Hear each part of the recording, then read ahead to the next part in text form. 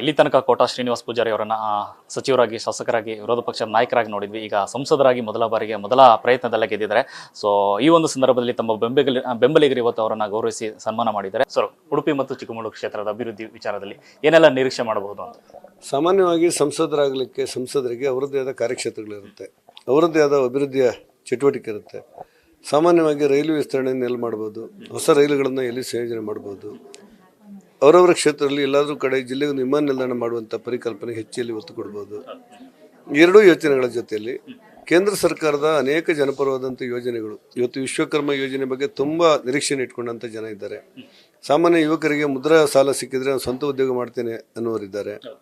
ಅದೇ ರೀತಿ ಆಯುಷ್ಮಾನ್ ಭಾರತ್ ಅನುಷ್ಠಾನ ನಮ್ಗೆ ಅಲ್ಲಾಗಿಲ್ಲ ಅನ್ನೋರಿದ್ದಾರೆ.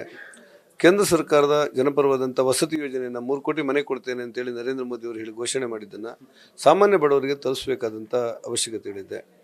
ಮನೆಗೆ ಪ್ರತಿ ಮನೆಗೂ ಕೂಡ ಶುದ್ಧವಾದ ಕುಡಿಯುವ ನೀರು ಕೊಡ್ತೇವೆ. ಅದಕ್ಕೋಸ್ಕರ 70,000 ಕೋಟಿ ರೂಪಾಯಿ ಯೋಜನೆಯಲ್ಲಿ ಕರ್ನಾಟಕ ಕೊಟ್ಟಿರುವಂಥ ಜಲಜೀವನ ಯೋಜನೆಯ ಅನುಷ್ಠಾನದ ಪ್ರಗತಿ ಹೇಗಾಗುತ್ತೆ, ಪ್ರಧಾನಮಂತ್ರಿಯವರ ರಸ್ತೆಯಲ್ಲಾಗಬೇಕು, ಎಲ್ಲ ಯೋಜನೆಗಳು, ಮೀನುಗಾರಿಕೆ ಹೇಗೆ ಅಭಿವೃದ್ಧಿ ಆಗಬೇಕು, ಮಲೆನಾಡಿನಲ್ಲಿ ಅಡಕೆ ಬೆಳೆಗಾರರು, ತೆಂಗು ಬೆಳೆಗಾರರು, ಕಾಫಿ ಬೆಳೆಗಾರರ ಸಮಸ್ಯೆಗಳೇನು, ಇವೆಲ್ಲ ಗಮನದಲ್ಲಿಟ್ಟುಕೊಂಡು ನಾನು ಒಬ್ಬ ಸಂಸದನಾಗಿ ಕೆಲಸ ಮಾಡಬೇಕಾದಂಥ ವ್ಯವಸ್ಥೆ ನಡುವೆ ನಾನಿದ್ದೇನೆ.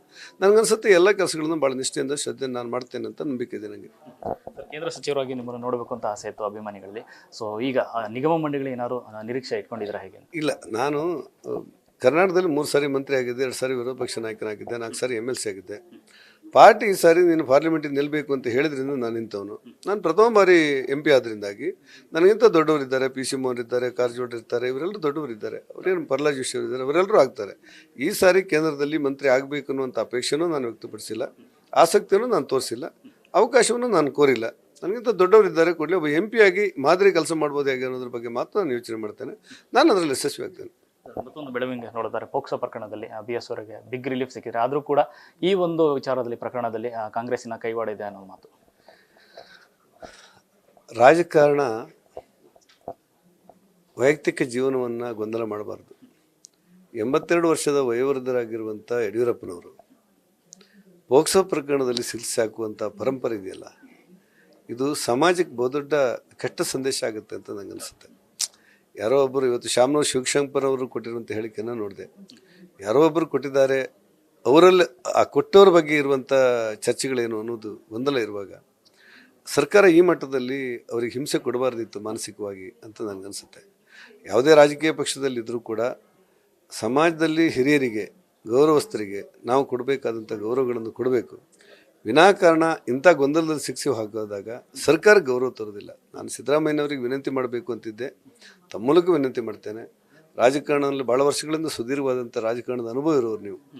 ಇಂಥ ಸಮಸ್ಯೆಗಳು ಬಂದಾಗ ಕಾನೂನು ಹೆಸರಲ್ಲಿ ನಮಗಿಂತ ಹಿರಿಯರೊಬ್ಬರಿಗೆ, ಯಾವುದೇ ಪಾರ್ಟಿ ಆಗಲಿ, ಕಾನೂನು ಹೆಸರಲ್ಲಿ ತೊಂದರೆ ಆಗುವಂಥ ಕೆಟ್ಟ ಪರಂಪರೆಗೆ ಹೆಚ್ಚು ಒತ್ತನ್ನು ಕೊಡಬಾರ್ದು ಯಾರೇ ಆದರೂ ಕೂಡ ಅನ್ನೋದು ನನ್ನ ಭಾವನೆ.